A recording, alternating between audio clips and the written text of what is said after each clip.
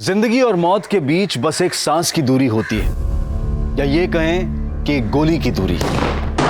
अभी सांस है, अभी नहीं।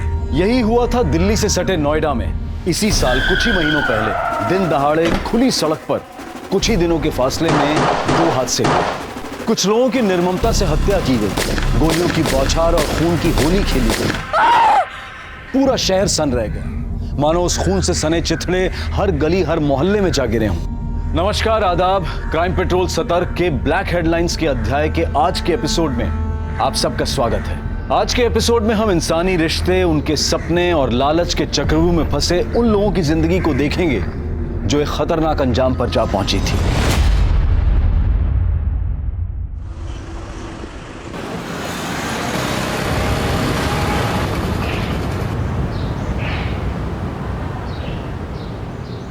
अम्मा, ये लो आप काटा। अरे बेटा, बहुत जल्दी आ गए। चक्की में भीड़ नहीं थी क्या? अम्मा, अपने लिए कैसी भीड़? हम जहाँ खड़े होते चक्की की लाइन वहीं से शुरू हो जाती है। टीवी ज्यादा मत देखा कर, माथा खराब होने लगा है तेरा। मारा, अब ज्ञान देना शुरू मत करो यार। अच्छा ये सब छोड़, जल्दी से हाथ मुंह धो ले। मैं तेरे लिए गरम गरम फुलके डालती हूँ, तुझे बहुत पसंद है ना? हाँ ठीक है।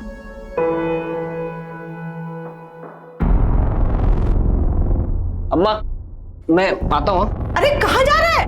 अरे मैं यूं गया आप फुलके डालो ना। अरे बेटा खाना तो खा के जा। मैं आ रहा हूँ।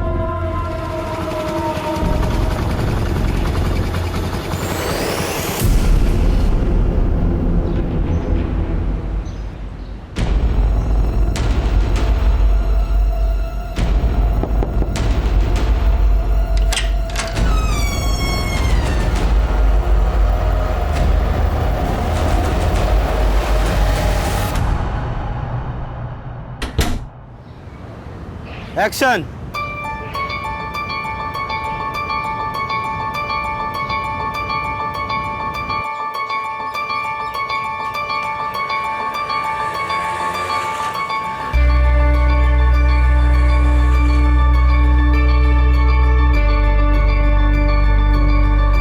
एक्सक्यूज मी, ये आपका वॉलेट वहां गिर गया था। अंकल, माँ के ऑपरेशन के लिए 10,000 रुपये चाहिए। कहीं से अरेंज करा दो। माँ का ऑपरेशन नहीं हुआ, माँ मर जाएगी। अरे वाह रोहित, बहुत कमाल का वीडियो बनाया है। Thank you.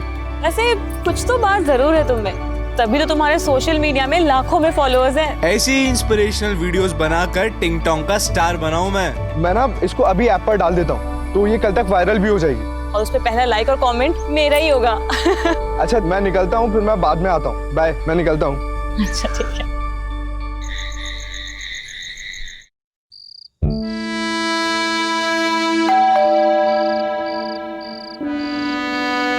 इस वक्त कौन हो सकता है?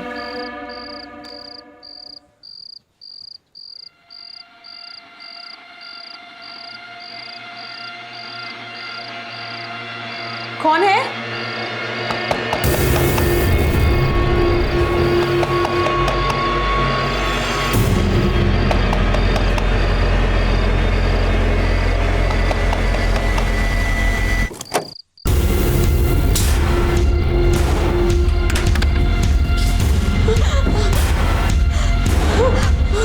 देखो, मेरे पास मत आना।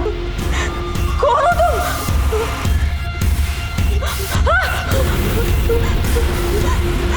प्लीज छोड़ दो मुझे, प्लीज मुझे छोड़ दो।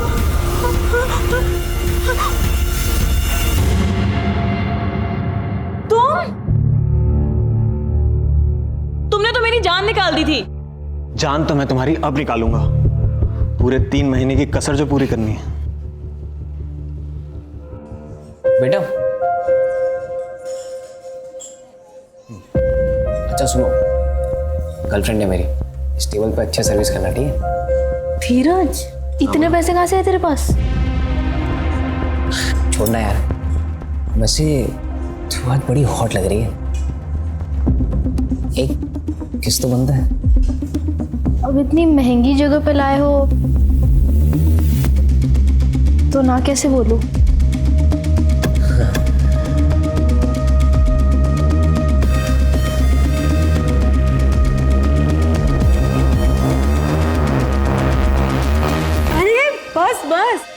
सारी कसर तुम्हें आज ही पूरी करनी है क्या?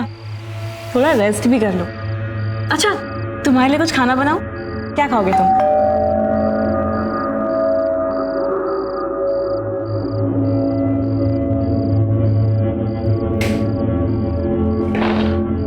अरे भगत तू? भैया आपका फोन लग क्यों नहीं रहा है? मैडम आपसे बात करना चाहती है। अरे यार बैटरी खत्म हो गई, ला दे। लो ना। हेलो। क्या बात है, जब से बीवी के पास गए हैं हमें भूलने लगे हैं। अरे तुम्हें भूल सकता हूँ क्या? तुम तो मेरी जान हो। अच्छा विवेक, अब जब नोएडा पहुंच ही गए हो तो अपने यूपी, दिल्ली, हरियाणा के सारे काम निपटा लो और फिर आ जाओ यहाँ अपनी जन्नत गोवा में पूरे 2 महीने के लिए। क्या कहते हो? तुम्हारा आदेश सर आंखों पे। Bye, good night, love you.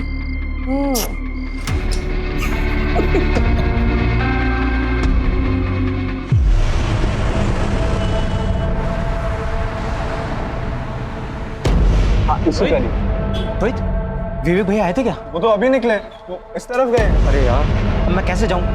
उनका फोन भी नहीं लग रहा। मेरी बाइक ले जाओ ना, हेलमेट भी है उस पे। ये लो चाबी।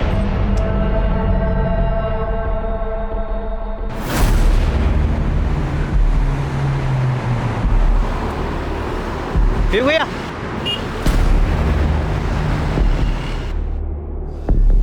क्या हुआ भगत? भैया ठाकुर अभी अभी निकला है।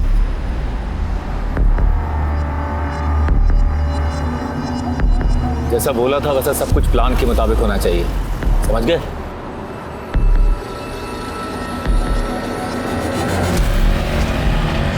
मदन का बोला उसको, आगे मोड़ पे खड़ा है।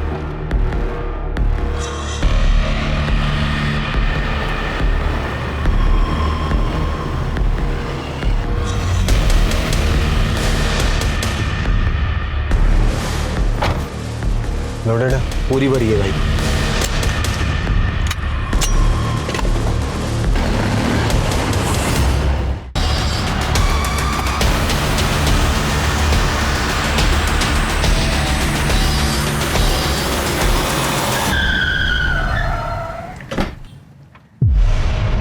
बाहर निकल, बाहर निकल। चल हाथ ऊपर कर। तू बात कर रहे हैं ना? हाथ ऊपर।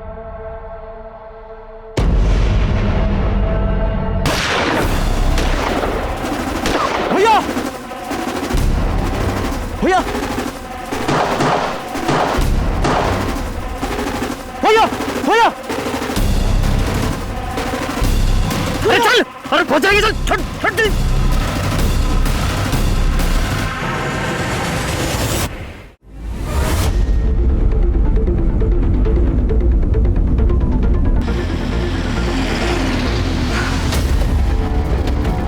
जैन सर। जैन, हटो हटो हटो, हटिए हटिए आप लोग।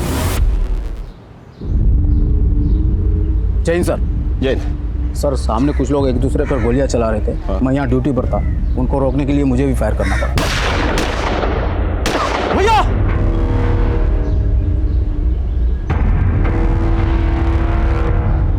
ये चंदन ठाकुर है ना? ये तो पिछले हफ्ते इस जेल से रिहा हुआ है।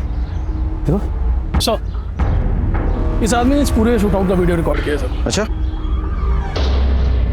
विवेक और उसके आदमी अपनी शक्ल हेलमेट और गमछे में छुपा रखी, लेकिन गाड़ी का नंबर नहीं छुपा पाए। एक काम करो, सारे पुलिस स्टेशन को अलर्ट करो और खबरियों को।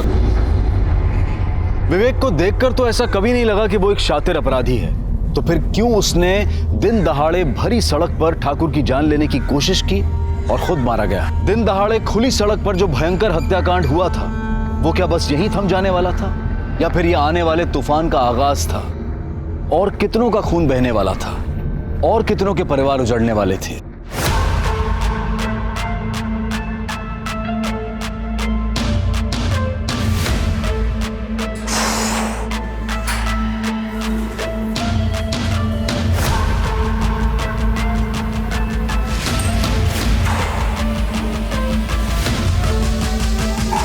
Rohit,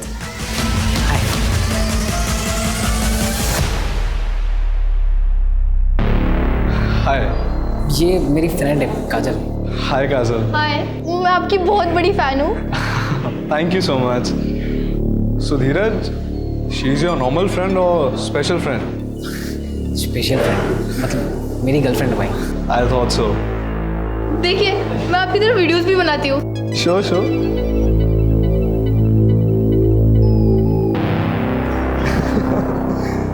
good good, the videos are really nice. You like them? Why don't we do one thing, हम एक वीडियो साथ में बनाएंगे। रियली?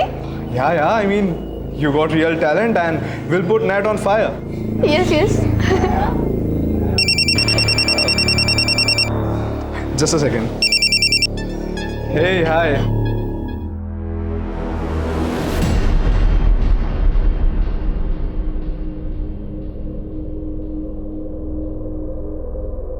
क्या हुआ? सब ठीक है ना?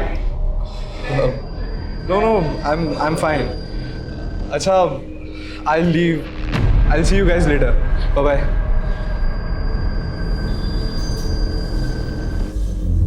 सर लगता है फिर से गैंग वॉर शुरू हो गया। बात कुछ समझ में नहीं आई। विवेक लो प्रोफाइल रहकर वारदात करने में माहिर था। अगर उसे चंदन को मारना ही होता तो इस तरह से खुलेआम पब्लिकली सबके सामने क्यों? मतलब वो किसी सुनसान जगह में चुपचाप करता, ऐसे तो कुछ तो गड़बड़ है।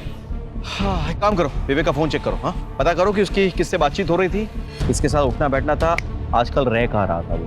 5 साल से गायब था वो, अभी कहाँ रह रहा था वो? शायद वहाँ पे कुछ सुराग मिल जाए। तब तक मैं उनके बाप से मिल के आता हूँ। सर इन लोगों का बाप कौन है? सरताज।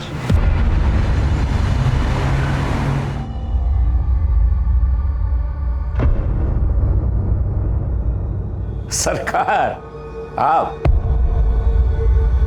मुझे लगा ही था आप ही होंगे। अच्छा, भविष्यवाणी करने की दुकान खोल रखी है क्या? नोएडा में इतना बड़ा कांड हो गया, मुझसे मिलने तो आना ही पड़ेगा ना। मतलब खबर थी, यानी कि कांड तुमने करवाया? देखो सर, इस कांड में मेरा कोई हाथ नहीं है। ये चंदन ठाकुर और विवेक जायसवाल मेरे साथ ही काम करते थे, लेकिन 2 साल पहले ठाकुर ने अपना खुद का काम शुरू कर दिया और जो काम मैंने विवेक को सौंप रखा था उसके धंधे में भी हाथ डाला। फिर दोनों दुश्मन हो गए। बस इससे ज्यादा मुझे कुछ नहीं पता। 24 घंटे की मोहलत देता हूं, तफसील से सारी जानकारी चाहिए मुझे। 24 घंटे।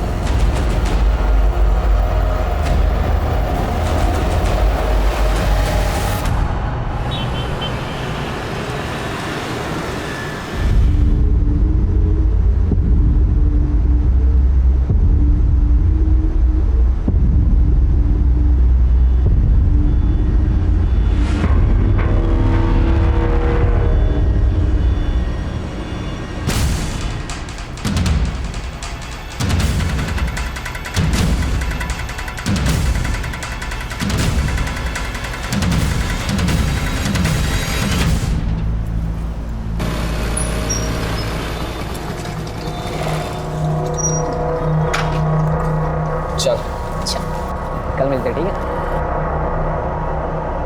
ये यहाँ क्या छुपा रहा है? कोई सरप्राइज है? ये कुछ नहीं। तू मेरे अलावा किसी और से डेट कर रहा है ना? उसी के लिए लेना है गिफ्ट? दिखा, तू पागल हो गई है क्या? तो दिक्कत क्या है? दिखा ना। काजल, मैंने कहा ना ऐसा कुछ नहीं है मेरे पास।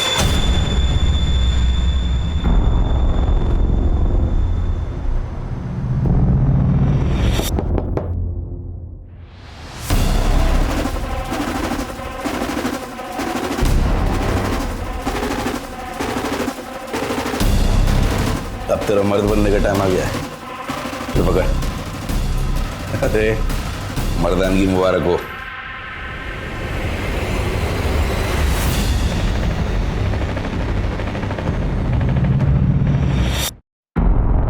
क्या है? हाँ? अरे तू भी यार कुछ भी। अगले महीने क्या है, दिवाली है ना, तो दीदी अपने बच्चों के साथ घर आई हुई है।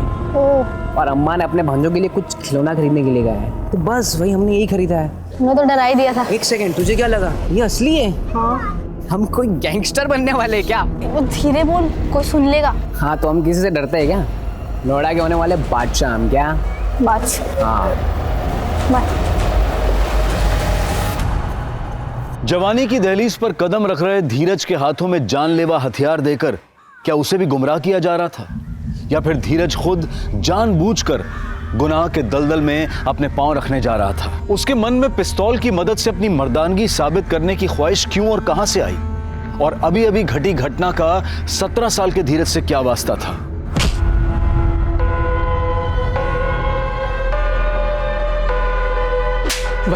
भाई मुझे माफ कर दो भाई, दोबारा मैं नहीं करूंगा भाई, मुझे माफ भाई मैं दोबारा नहीं करूंगा भाई, प्लीज भाई, प्लीज भाई।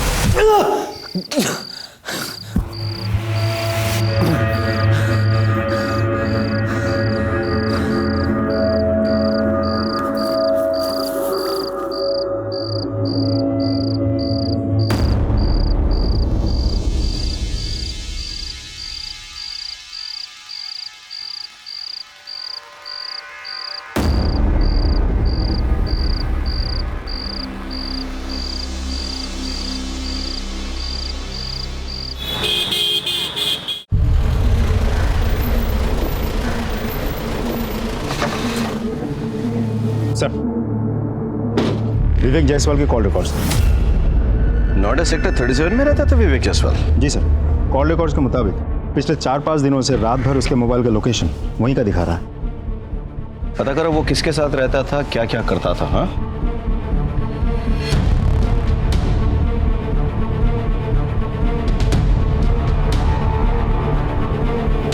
इस घर में जो आदमी रहता था उसके साथ कोई और भी रहता था?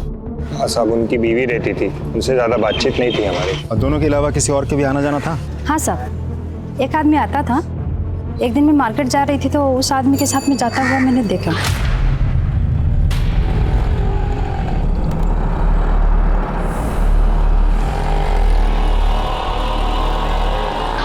आप उस आदमी का स्केच बनवा सकती हैं? हाँ जी साहब। ठीक है, हम एक स्केच आर्टिस्ट को बुलाते हैं, आप उस आदमी का हुलिया उसे बता देना। हाँ जी सर, आपसे एक इंटरेस्टिंग इन्फॉर्मेशन शेयर करनी है। बोलो। जो आदमी विवेक की गैर मौजूदगी में भी उसके घर जाता था और जिसका आना जाना विवेक की बात भी कुछ ज्यादा ही बढ़ गया था, पहचाना? भगत? ये तो विवेक का राइट हैंड मैन है। सर, इसे पैरोल मिली थी और ये भाग गया था। इंटरेस्टिंग। भगत? एक मिनट। हाँ विनय बोलो। सर, सेक्टर 2 हत्याकांड में जिस कार का इस्तेमाल हुआ था उसकी डिटेल्स हमें आरटीओ ऑफिस से मिल गई है। वो कार किसी भगत के नाम पर रजिस्टर्ड है। भगत को ढूंढना जरूरी है। अच्छा, उसका मोबाइल नंबर रजिस्टर्ड है क्या? नहीं सर। बाइक के बारे में कुछ पता चला? सर, बाइक के बारे में अभी भी जानकारी हम निकाल रहे हैं सर, अभी आरटीओ ऑफिस में ही है। ठीक है, ओके, कैरी ऑन। भगत को ढूंढना बहुत जरूरी है। सर,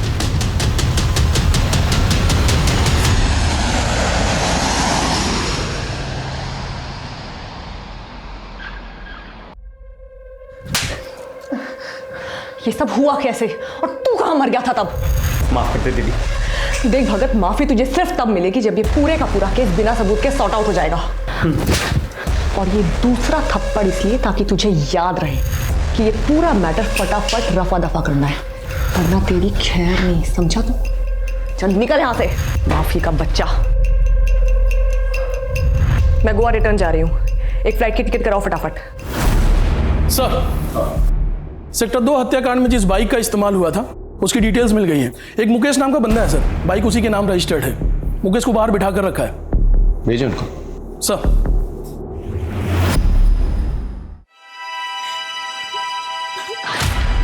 तुमने तो मेरी जान निकाल दी थी। जान तो मैं तुम्हारी अब निकालूंगा, पूरे 3 महीने की कसर जो पूरी करनी है।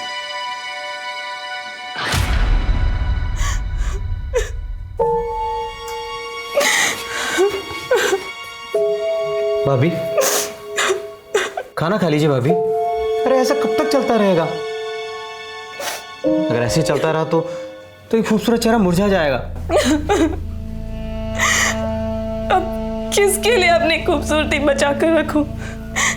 जिसके लिए सजती संवरती थी वो तो हमेशा के लिए छिन गया मेरे से। सर, ये मुकेश और ये सुरेश है सर, ये दोनों फोटो स्टेट की दुकान चलाते हैं। इन्हें सेक्टर 2 वाले हत्याकांड का वीडियो दिखा।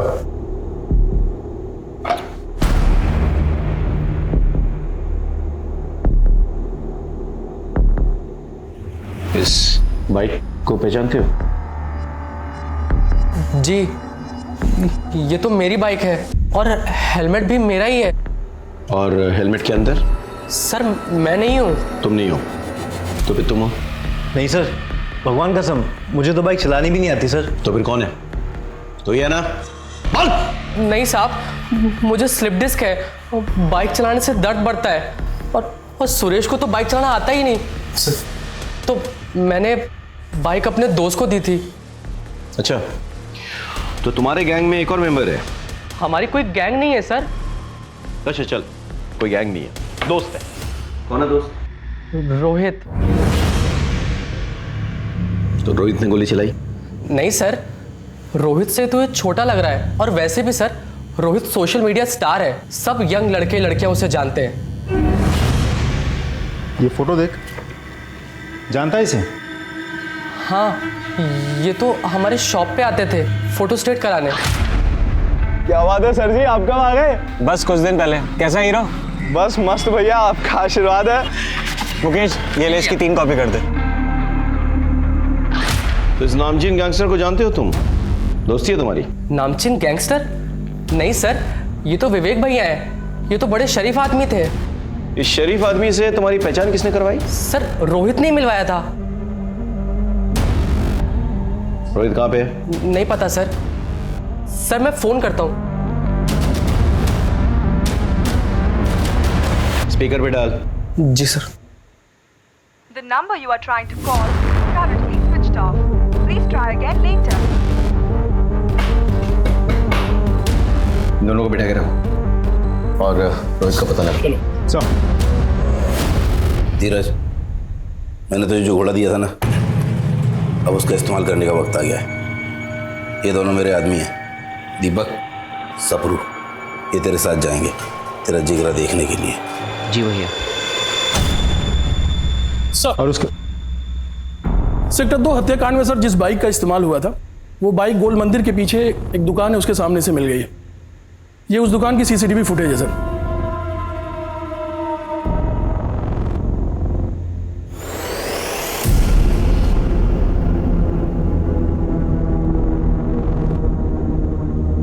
आसपास पता लगाओ किस तरफ निकले। सर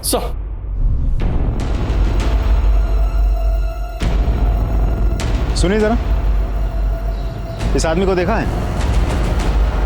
हाँ सर, ये आदमी यहाँ पर आया था, मुझे लेके वहाँ से एक बंगलों में गया, वहाँ से एक मैडम लिए, सेक्टर नंबर 10 में लोग को छोड़ा मैं। तुम्हें इतना सब कुछ कैसे याद है? सर वो मैडम बहुत रो रही थी, इसीलिए मुझे याद है।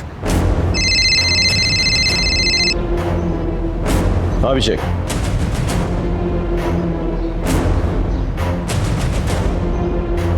अच्छा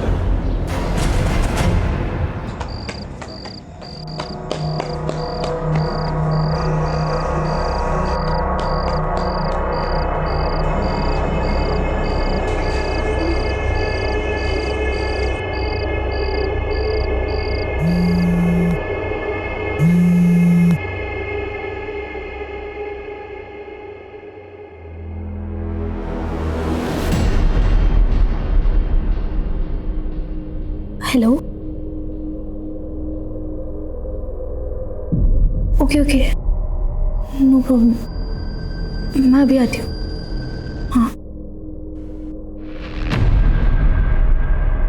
हाँ हेलो अंकल, वो आपकी दुकान पे ना मेरी पर्स रह गई है, घर की चाबी भी उसी में है। माँ जगराते गई है, घर देर से लौटेगी, अब घर कैसे जाऊँ समझ ही नहीं आ रहा। नहीं, आपको यहाँ आने की कोई ज़रूरत नहीं है, मैं आती हूँ ना, मैं आपके घर आके दुकान की चाबी ले लूँगी, दुकान से अपनी पर्स लेके आपको चाबी लौटा दूँगी। हाँ, ओके, थैंक यू अंकल। मासूम काजल घर पे होने के बावजूद झूठ बोल रही थी। क्या वो इस केस से जुड़ी किसी बात को छुपा रही थी या किसी नए अपराध का खुद शिकार बन रही थी? मामला दिन ब दिन बिगड़ता जा रहा था। रागनी, अरे तू मुझे बहुत भाती है रे। अरे तेरा विवेक तो चला गया ना इस दुनिया से, अब कहाँ दर दर की ठोकर खाएगी। हाँ कर दे, रानी बना के रखूंगा, खुश रखूंगा तुझे। हाँ तो कह दे।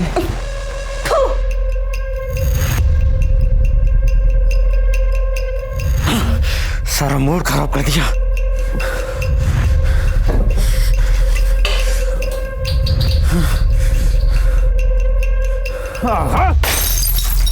दो पैक मार कर आता हूं, फिर तुझसे प्यार करता हूं जी भर के।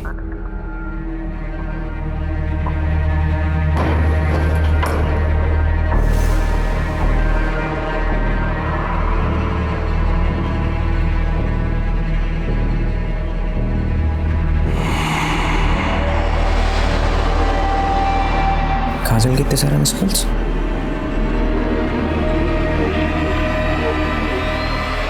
हाँ काजल,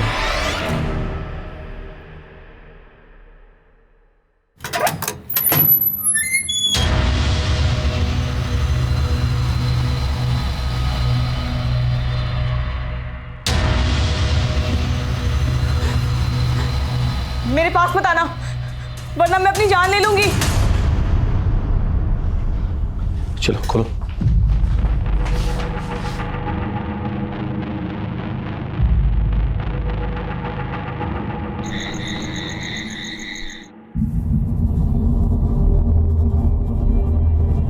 आप विवेक की पत्नी हो ना? जी। किसने बांध के रखा था आपको ऐसे यहाँ? भगत ने। विवेक के मर्डर के बाद मैं बहुत घबरा गई थी।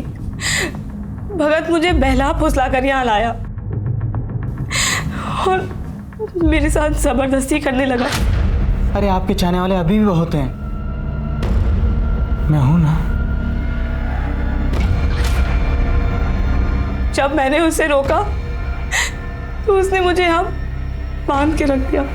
आप चंदन ठाकुर को जानती हैं? जी। चंदन ठाकुर और विवेक के बीच में क्या दुश्मनी थी? चंदन ठाकुर एक बार हमारे घर आया था। विवेक! चले किधर? ये जाओ उधर। विवेक! कौन है आप लोग? अरे बाहर निकल! ये घर में कैसे घुसा है? बाहर निकलिए, चलिए बाहर निकलिए। विवेक कहाँ है? आप लोग पहले घर से बाहर निकलिए। तेरे से जितना पूछ रहे हो उतना जवाब दे। विवेक कहाँ है? वो इस वक्त घर पे नहीं है, आप लोग घर से बाहर निकलिए फौरन। विवेक के साथ फेरे क्या पड़े? बहुत जुबान चलने लगी तेरी। हाँ? देखो अपनी औकात में रह, समझी? बदतमीजी से बात मत करो मुझसे। बदतमीजी? ये ले, क्या करेगी बोल? बदतमीजी मत करो मुझसे। बदतमीजी तो अब बताता हूँ तुझे क्या बोलती। इसे कहते हैं बदतमीजी, समझी? और विवेक आया तो कह देना कि तेरे तो कपड़े फाड़े हैं, उसे पूरा चीर दूंगा, समझी? जब मैंने विवेक को सारी बातें बताई तो विवेक चंदन पे बहुत गुस्सा हुए थे। चंदन ठाकुर ने तेरे साथ बदतमीजी की है ना, उसे मैं तेरे सामने घसीट कर लेकर आऊंगा। तेरे पैरों पे गिर के वो नाक रगड़ के माफी मांगेगा। विवेक मुझसे बहुत प्यार करते थे। वो तो बस यही चाहते थे कि चंदन को मेरे सामने लेकर आए। चिंता मत करो, चंदन का मर्डर करके मैं एक और गैंगवॉर नहीं शुरू करूंगा, लेकिन उसको उसके किए की सजा मिलनी चाहिए, तभी मेरे मन को शांति मिलेगी। तुम सच कह रहे हो ना? तुम्हारी कसम। I am pregnant. क्या? ये बात तुमने मुझे पहले क्यों नहीं बताई? मैं बस यूं गया और यूं आया। तुम फिक्र मत करो, चंदन ठाकुर पहले तुमसे माफी मांगेगा, फिर हम सेलिब्रेट करेंगे।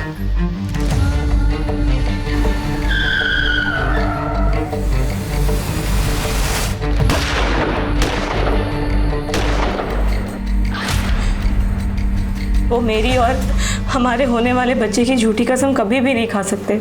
अच्छा, भगत का नंबर तो होगा आपके पास? हाँ सर, पर भगत ने अपना और मेरा फोन और सिम दोनों ही डिस्ट्रॉय कर दिया विवेक के मर्डर के बाद। विवेक चंदन को नहीं मारना चाहता था, विवेक ने हवा में फायर किया, करेक्ट? लेकिन विवेक को गोली लगी। भैया! गोली किसने लगाई? हमारे पेट्रोलिंग कांस्टेबल। फिर ये दूसरा बंदा है, इसने चंदन को गोली मार दी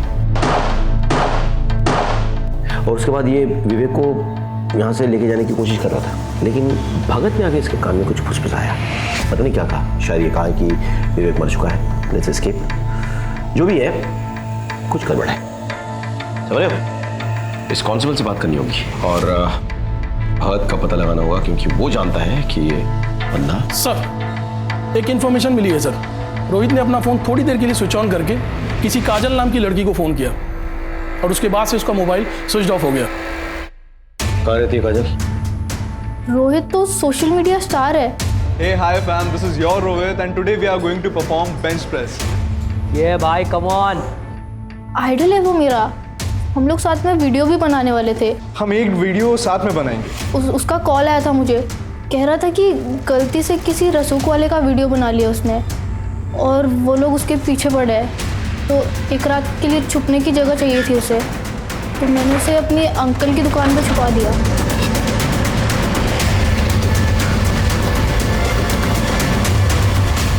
कौन से? ये दुकान है। शटर खोलो।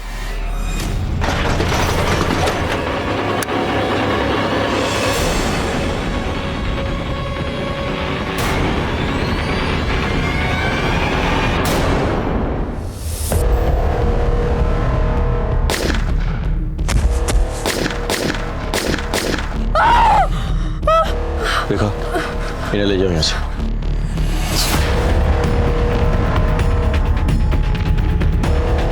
गोली दागी गई है, बहुत बेरे में से मारा है। केस तो उलझ गया अभिषेक। बॉडी पोस्टमार्टम के लिए भेजो और सारे एविडेंसेस कलेक्ट करो। सोशल मीडिया स्टार रोहित की हत्या से चारों तरफ सनसनी फैल गई। डरे सहमे शहर में मानो आतंक फैल गया। नोएडा में सेक्टर 2 हत्याकांड के बाद टिंग टोंग स्टार रोहित की गोली मार के हत्या। कहीं इस हत्याकांड के तार सेक्टर 2 हत्याकांड से जुड़े हुए तो नहीं है?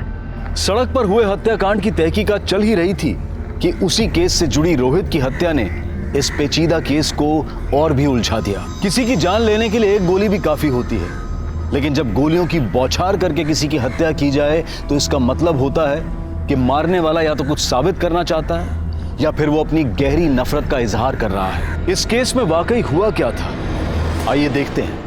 सर सेक्टर 2 शूटआउट में भगत शामिल था। रागिनी को बंधक भी भगत नहीं बनाया था। सर मुझे तो लगता है रोहित का मर्डर भी भगत नहीं किया होगा। भगत क्यों रोहित को मारना चाहेगा? सर भगत रोहित की बाइक लेके गया था। मेरी बाइक ले जाओ ना, हेलमेट भी है उस पे। ये लो चाबी। तो हो सकता है रोहित के पास भगत के बारे में कुछ ज्यादा ही जानकारी थी जो आगे चल के भगत के लिए खतरनाक साबित हो सकता था। भगत वैसे भी हमसे भाग ही रहा था, हमारे रडार पे था वो। हम कैसे भी करके अगर रोहित तक पहुंच जाते तो शायद रोहित भगत के बारे में सारी जानकारी हमें दे देता और भगत का गेम ओवर हो जाता। अच्छा, ये सेक्टर 2 शूटआउट में जो कांस्टेबल इन्वॉल्व था वो कब आ रहा मिलने? सर वो कल सुबह पुलिस स्टेशन आ रहा। सर चंदन ठाकुर ने मुझे 2 लाख रुपए देने का वादा किया कि जब विवेक उसे किडनैप करने आएगा तो मैं उसे मार दूं। और सर जब वो विवेक उसे किडनैप करने आया, उसने पहले हवा में फायर किया और मैंने मौका पाते ही विवेक पे गोलियां दाग दी भैया, और ऑन द स्पॉट मर गया। मगर ये मदन गड़बड़ कर गया, इसने डर के मारे चंदन पे गोलियां चला दी सर, और वो भी वहीं मर गया। जो मेरे पैसे तो नहीं मिले सर, अब मेरी नौकरी भी जाएगी सर। प्लीज सर, गलती होगी सर। क्या इस प्लान में विवेक की पत्नी शामिल थी? और इसका लूज sir please sir, forgive me sir.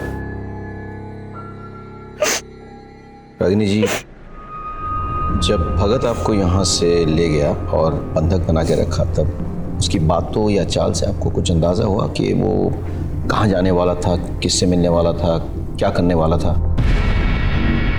जी नहीं। याद कीजिए रागिनी जी प्लीज। जाने से पहले आखिरी बार उसने आपसे क्या कहा था? यही कि मैं 2 पैक मार कर आता हूँ, फिर तुझसे प्यार करता हूँ जी भर के।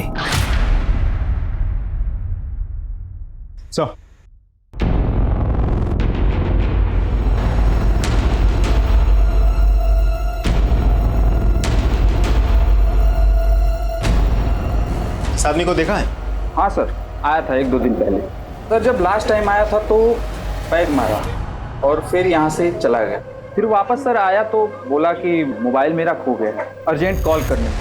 फिर मेरे ही सर मोबाइल से कॉल किया और एक गाड़ी आई, फिर उसमें बैठ कर चला गया। कौन सा नंबर पे फ़ोन किया था? और एक्चुअली क्या है कि नंबर तो बहुत आते रहते हैं, नंबर याद नहीं है। ध्यान से देखिए, क्या पता नंबर मिल जाए। तो सॉरी, डिलीट हो गया सर। कोई बात नहीं, मुझे आपका नंबर मिल सकता है? Sure sir.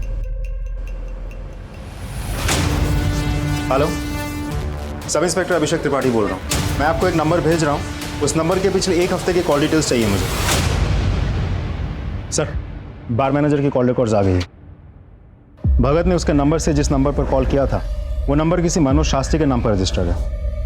Manoj Shastri? Sir, ये नंबर आपका है? जी सर, ये नंबर मेरे नाम पे है, पर मेरे पास नहीं है। तो फिर किसके पास है? दरअसल वो नंबर मैंने अपने बड़े भाई को दिया है। बड़े भाई? कौन बड़े भाई?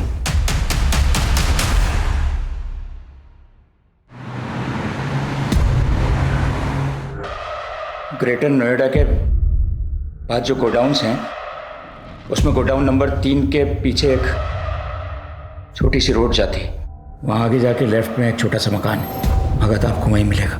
और वो तीसरा आदमी मदन?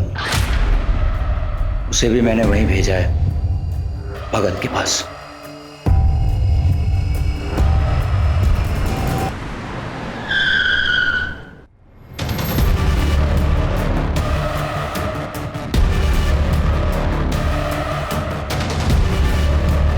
ए भगत, पुलिस! सर वो रहे! भाग! रुक! रुक! रुक! रुक! रुक! रुक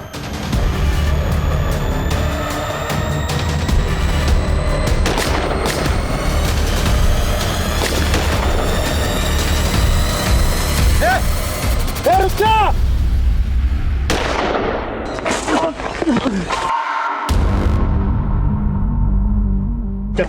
चल!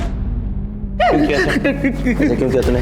बोल, बोल, क्यों किया तूने ऐसा? बताता हूँ साहब। ठाकुर ने मुझे अपनी तरफ मिला लिया था। विवेक भैया की गर्लफ्रेंड नंदिता मैडम को भी मैंने इस प्लान में शामिल कर लिया था। उनके कहने पर ही विवेक भैया गोवा से नोएडा अपनी पत्नी से मिलने आए और हमने ठाकुर को किडनैप करने का प्लान बनाया। ठाकुर को किडनैप करके माफी मंगवाना हमारा मकसद नहीं था साहब। हम तो चाहते थे कि इस गहमा गहमी में विवेक भैया फंस जाएं और हम कांस्टेबल असद के हाथों उन्हें मरवा दें।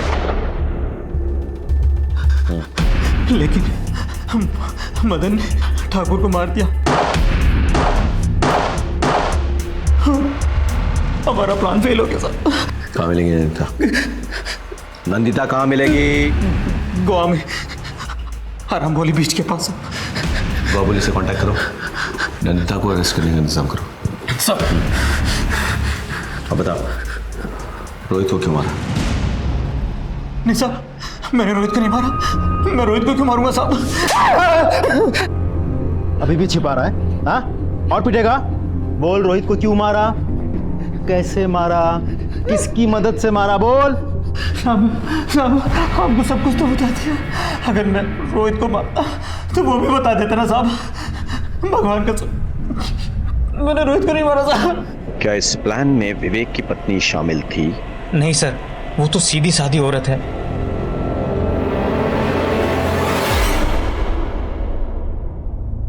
मुझे तो लगा था कि विवेक सिर्फ मुझसे प्यार करते हैं, लेकिन वो, अब तक मैं यही समझ रही थी कि हमारा तो जन्मों जन्मों का साथ है, लेकिन वो तो एक जन्म भी मेरे साथ ईमानदारी से नहीं निभा सका। मुझे तो लगा था कि वो नोएडा सिर्फ मेरे लिए आया है, लेकिन वो नंदिता नंदिता को गोवा पुलिस ने सर अरेस्ट कर लिया, लेकिन उसका यह कहना है कि वो किसी रोहित को नहीं जानती। अभिषेक सर, याद करो, जब हम रोहित को ढूंढते हुए काजल के अंकल की दुकान पहुंचे तो हमें क्या मिला? रोहित की डेड बॉडी। जी सर। ताला टूटा हुआ था, यानी कि कोई जबरदस्ती दुकान में घुस आया था और उसने रोहित को मार डाला। लेकिन सोचने वाली बात यह है कि यह जगह रोहित की रोज के जाने वाली जगह नहीं थी। शायद वो पहली बार गया था, तो किसी को कैसे पता कि रोहित वहां है? Important point. ये सोचो कि काजल के अलावा और कौन जानता था कि रोहित उस दुकान में छिपा हुआ है। रोहित दुकान में छिपा हुआ था, ये बात तुम्हारे अलावा और किसी को पता था? नहीं सो। आयशा, हाँ।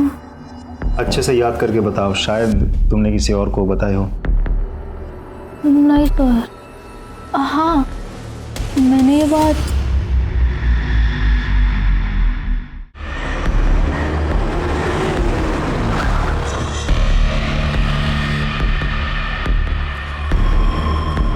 धीरज, तुमसे कुछ पूछताछ करनी है हमें। कहाँ जा रहे हो? धीरज!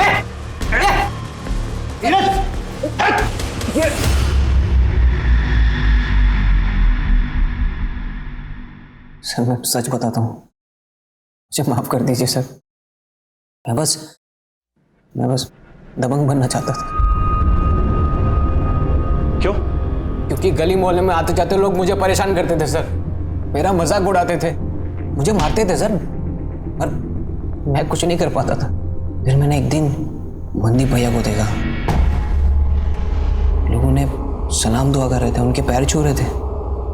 मैंने सोचा मुझे भी ऐसी इज्जत चाहिए, इसलिए मैंने उनसे दोस्ती कर ली। अपनी काबिलियत और मर्दानगी साबित करने के लिए उन्होंने मुझे रोहित को मारने का काम दिया। इसे जानता है? नहीं भैया। इसे मारना है, इसे ढूंढ और जैसे ही दिखे मुझे खबर कर। इत्तेफाक से रोहित को मेरी गर्लफ्रेंड काजल ने उसके अंकल की दुकान पर छुपा कर रखा था। धीरज, पता है आज क्या हुआ? क्या हुआ? वो सोशल मीडिया स्टार है ना रोहित, तुम्हारा दोस्त, उसका कॉल आया था मुझसे हेल्प मांग रहा था। उसे ना एक रात के लिए छिपने की जगह चाहिए थी, मैंने उसे छिपा दिया अपनी अंकल की दुकान पे। मैं गया वहां पे, मैंने दुकान का ताला तोड़ दिया। धीरज तू? और मैंने रोहित को गोलियों से मार दी। ये क्या?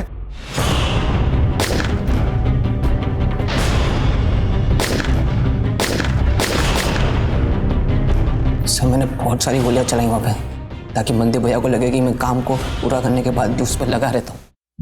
सर मुझे माफ कर दीजिए सर,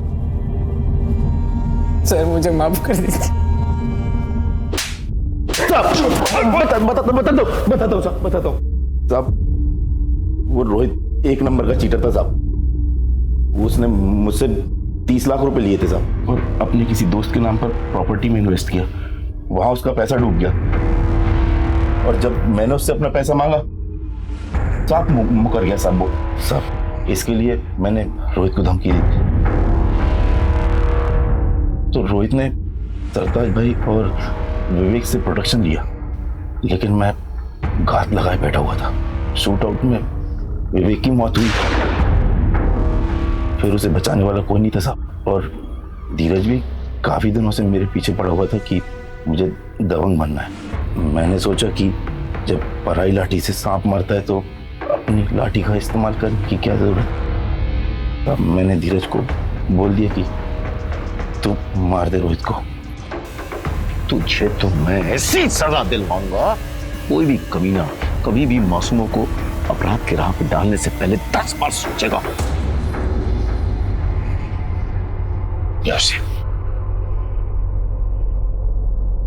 आमतौर पर आपराधिक जीवन की शुरुआत कच्ची उम्र में होती है। फिल्मों और दूसरे माध्यमों में जिस तरह से दबंग, डॉन्स और गैंगस्टर्स को ग्लैमरस रूप में परोसा जाता है, उसका गहरा असर कच्ची उम्र के बच्चों पर पड़ता है। धीरज के साथ भी यही हुआ था।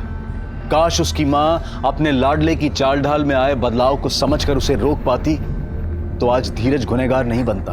वहीं दूसरी तरफ सोशल मीडिया स्टार रोहित ने पहले तो पेशेवर अपराधियों से 30 लाख रुपए लिए, और जब उसे लौटाने का मौका आया तो उसने एक दूसरे बड़े डॉन से लेनदारों के खिलाफ प्रोटेक्शन ले लिया, बिना ये सोचे समझे कि ये गैंगस्टर्स और ये सो कॉल्ड डॉन्स जब खुद अपने आप को हमेशा के लिए कानून से नहीं बचा कर रख सकते हैं तो किसी और की सुरक्षा क्या करेंगे। और अंत में वही हुआ।